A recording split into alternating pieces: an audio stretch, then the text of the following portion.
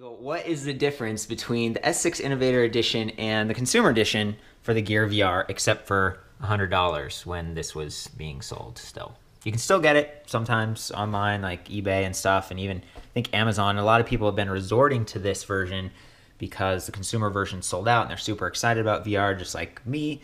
So I wanted to figure out like really what are the differences. So I got my digital scale. I got like all the different phones that are compatible with the consumer version. I've got a nice like digital caliper here. I'm going to look at the lenses and just really try to go deep on this. So one of the first things that you might notice is just the appearance. Obviously these two don't look the same when you're looking through like the eye view area. The Innovator Edition had like a black background, and that might be a little bit nicer for not reflecting light if it kind of leaks in through the sides. Although not a lot of light does leak in through this one because it's kind of got this thicker foam, and you know the kind of like diameter of the circle there is not super wide, whereas if you look at this one, you can kind of see how it's like wider. And so when you put it on your face, not only is this white like potentially reflecting light that's leaking in, but more light can leak in. Hope you can kind of see that through the sides. I actually have a pair of glasses that I was gonna try this on with. Let me grab that real quick. So I've got these glasses on. I'm gonna put on the Consumer Edition and see, they like fit, you know? The glasses aren't pushing on my nose too much. The arms kind of pass right through the side. Whereas if I try to do that with the Innovator Edition, with the thicker foam, it runs right into them. Like I don't even want to push on this too much because it's just going to push them like right into my face. So if you wear glasses, the Consumer Edition is going to be the best way to go. Here's another example. I'm trying to like fit them in. They don't fit really very well. Versus if I'm here on the Consumer Edition, they easily fit right in and they just sit right in there. And my lenses actually weren't touching the lenses when I had them on. So there's enough sort of support with the foam and stuff that you can do that. I did another like tutorial video because the ridges on my face right here seem to be like not as far out as protruding as my forehead. So I used Velcro and cardboard to kind of make a solution and kind of modify the foam. You could do that. You could check that video out yourself. And that could be done on the Consumer Edition or the Innovator Edition. So anyway, coming back to those differences, black on the inside, white on the inside. You've also got sort of the proximity sensor on the Innovator Edition. See it right there? Kind of, yeah, there it is. Really good shot. That's over on the right versus being right in the center on the Consumer. And this one just seems more sensitive. Like I've had the straps even just kind of like laying over it, and it set my phone off just when it's face down like this, when I'm not even wearing it because of that proximity sensor there. Versus the Innovator Edition didn't seem like it went off quite as frequently by accident. And what that does is it drains your phone if you're not careful. So I end up taking my phone out frequently, which is annoying. I'd really like to leave my phone in at all times, but with the possibility of setting the phone off, that's kind of a bummer. You know, and then being able to just like reset the phone, turn it on, turn it off. You kind of can't do that when the phone's actually jacked into either one of these headsets. They both have a charging port. So you can see there it is on the Consumer. There it is on the S6.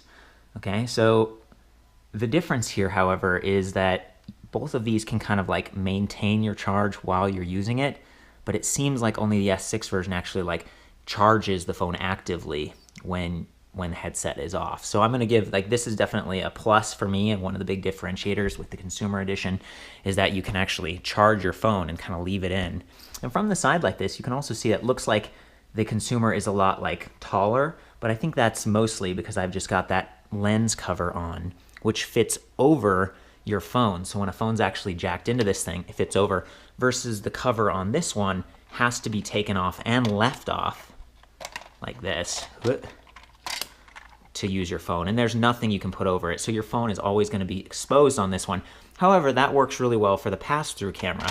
Pass-through camera on Gear VR is basically just your phone's camera looking around at the world and showing you what's out there. Here's me through the pass-through camera. I tested that with the Consumer Edition, and if you leave this lens on, not only does it add weight, but it's blocking your lens, so the pass-through camera doesn't really work properly. It does look cooler, But weight is another one of those big questions. And I think Oculus had said like, oh, maybe it's 20% lighter, 19% lighter, the consumer edition, but I have weighed them and mixed results here. Without the lens cover, the Innovator Edition weighs 270 grams, okay? And without the lens cover, the Consumer Edition weighs 243 grams, okay? But then a lot of people will put this on over their phone, so let's just see how that adds up here. 277 grams. So now they're roughly the same weight if you use this lens cover. So to me, that's kind of a marketing thing maybe. You know, oh, it's lighter, it's better in every way, but it's also $100 cheaper. I mean, there are costs associated with that and trade-offs. So head straps, that's one of the other big differences. These are the thin, just regular head straps that come with the Consumer Edition. Let's weigh those out. Oh man, 42 grams. 42 grams. Yeah, that's the Consumer Edition. And now here's the like padded, oversized head strap that came with the Innovator Edition. 123 grams. So that's a huge difference. Like a lot of the weight is just in the head strap. I kind of got mixed feelings on these. I tend to kind of like this head strap because it's got some extra padding and stuff. And if I'm leaning my head against a wall or something, it can rest more easily. It's not like this hard point on the back of my head. I've got this nice, almost like memory foam in there. This top strap is kind of mixed though. I don't know. I might prefer a regular strap because it actually kind of doesn't bend down and it isn't as easy to kind of like fold up and put away in a bag when I travel. And that's another big difference. The Innovator Edition came with this nice like Gear VR branded microfiber cloth. Of course, it came with instructions. They both did. And they're both roughly the same, although the S6 is slightly larger. Kind of interesting. And then it also came with this cool bag that says Gear VR, right? Like this was nice. It protected the headset. You know, it was difficult to stuff in there because it's got those big strap plastic things. But once you got in there, it felt like it was safe and it wasn't going to get dusty and everything like that. The consumer version doesn't have that. It's literally like the headset, the straps, the lens in a tight little box. So I think that's another cost-saving measure. Okay, so we've been mostly focused on the inside of the Gear VR leading up to this point, but I also wanted to focus on the outside of it. You can see right here, this is the Innovator Edition. It's got this pretty big scroll reel that's rubberized on top. Very nice. Here is the Consumer Edition. It's a little bit narrower, also still rubberized, so it's mostly the same that way. One of the big obvious differences is that the Consumer Edition has kind of an indented, like D-pad looking thing, and there's a circle in the middle that's a little bit more tactile versus just this tiny little dash. I actually kind of like the smooth feel of the Innovator Edition, you know, as I'm swiping and stuff. It's not just on my finger, it's just smoother, you know, it feels kind of nice, and I know where it is. I mean, I can go in there and feel it out. This one, you know, I roll my fingers over it and you just feel it more. There's just more, it's more abrasive, I guess, which isn't a terrible thing. They both have the back button. Back button on the Consumer Edition looks to be a little bit larger, but it's roughly in the same spot. And then they both got volume rockers. So you can see that's like right here, like down volume, up volume. I'm gonna go ahead and do the wheels here for just a second. They both feel pretty good. And it's kind of neat, you know, when you see how this thing works. There's like this big shell, and again, the white, this plastic on the outside, I think it's the same plastic. It's like all part of the same thing as the inside, and that's probably a cost-saving measure. It's just, that's why it's white. It's the same plastic. But then so I'm gonna do that scroller wheel thing. You can see that black piece, it's just sliding in and out like a cup. And what I think it is, if you look inside here, it's probably hard to see, but I think there are just these like rods, kind of like a gear, and as they spin, they just lower and raise that inner cup piece. But this is a little bit troubling to me because when you put your phone in, you're like pushing on this cup piece, and you're probably holding on to the white part of the Gear VR, but you're pushing on that, so that's forces that you're applying to that rod gear system that raises and lowers for getting it to be the right focus. So anyway, let's look at the front. So you can see that both of these have lenses and have these kind of like cupped out areas, but the Edition actually has a separator bar right in the middle, whereas the Consumer version does not. Okay, so yeah, Innovator Edition right here, Consumer Edition, it's all just one big area. And I can't really speak to why they would have done that or what the benefits or trade-offs are. It still looks great. I've used both of these. They kind of feel very similar. The experience is very, very similar. But of course, one of the other big benefits of the consumer edition is that it can fit more phones. So let's look at the Innovator Edition here.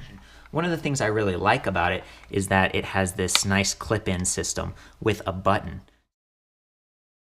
To slide this to fit different size phones, you kind of push down on it a little bit and then slide. You don't just force it. You can't just like force it that way. You kind of have to push down or in and then slide. And see, it slides very nicely in that case. And this piece over here, it just sort of, you know, clicks up and clicks in. It's, you know, it's not quite as good feeling as the button version on the Innovator Edition. I like that one much better, but again, it doesn't fit all these different size phones.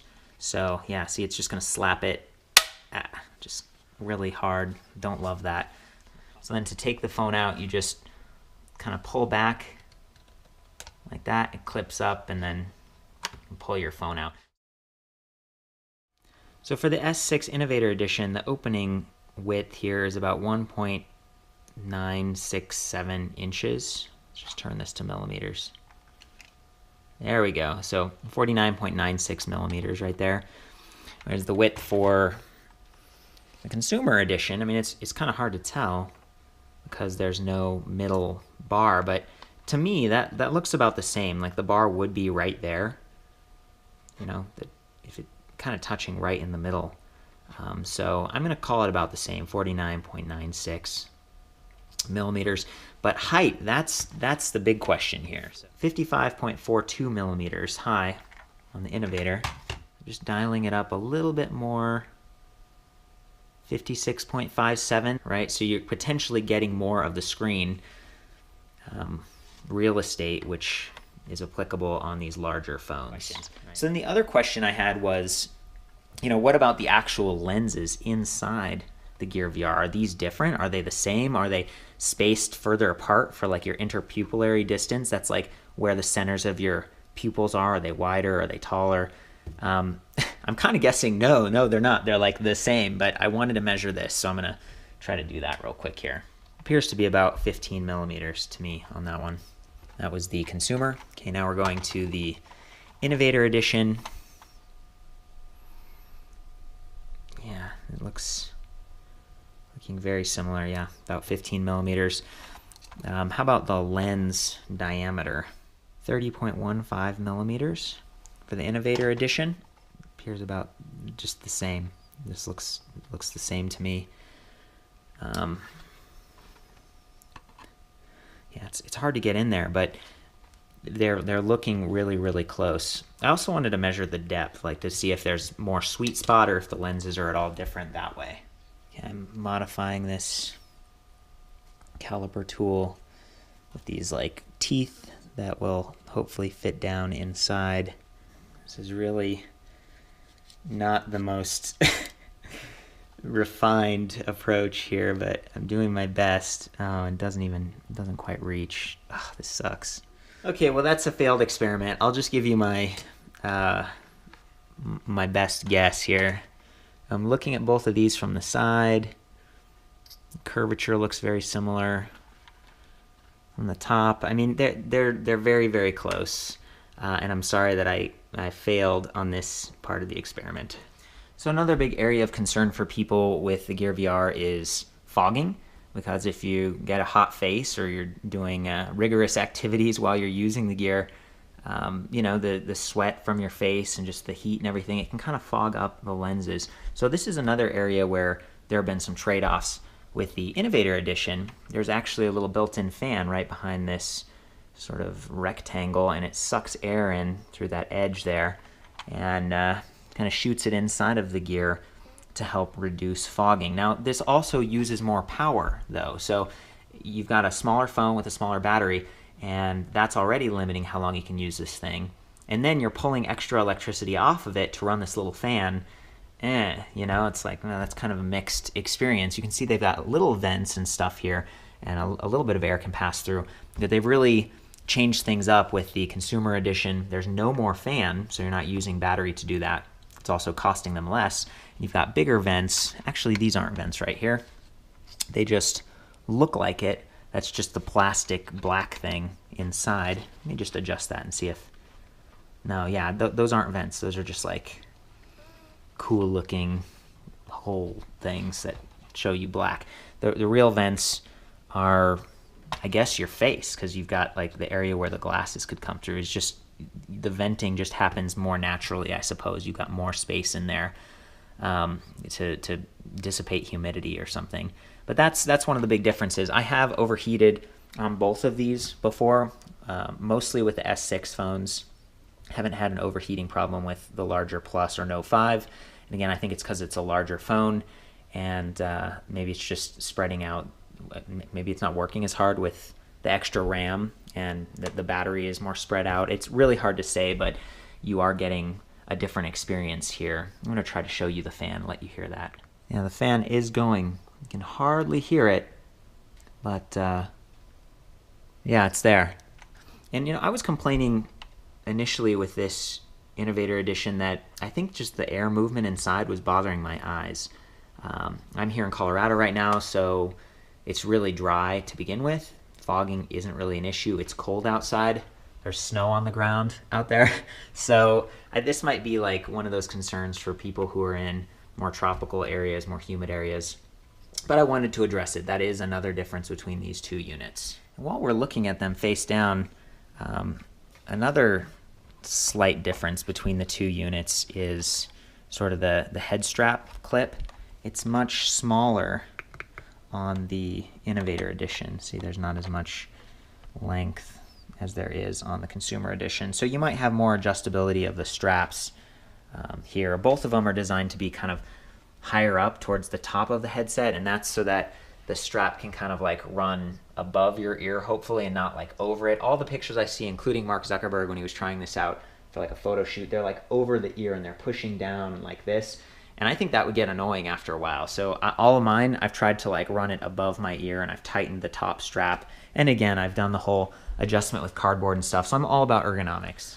Okay, so I wanted to get some awesome shots to compare like pixel density, field of view, all that, and comparing between the different phones. So I've rigged together this Amazon box, blender / bucket, iPhone, Christmas lights, piece of wood solution.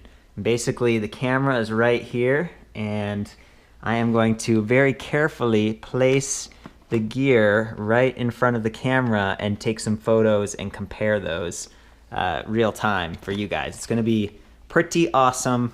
I may have just added the word real time unnecessarily there. Well, I think that's about it. I've done my best to test this. I know it was a little bit sloppy. I was doing my best, limited time and materials. If you know how to do this better, you have some ideas, or if there were tests that I didn't do that you want answers to, definitely leave a comment. I might do some other videos, but I'll also try to answer there, and good luck.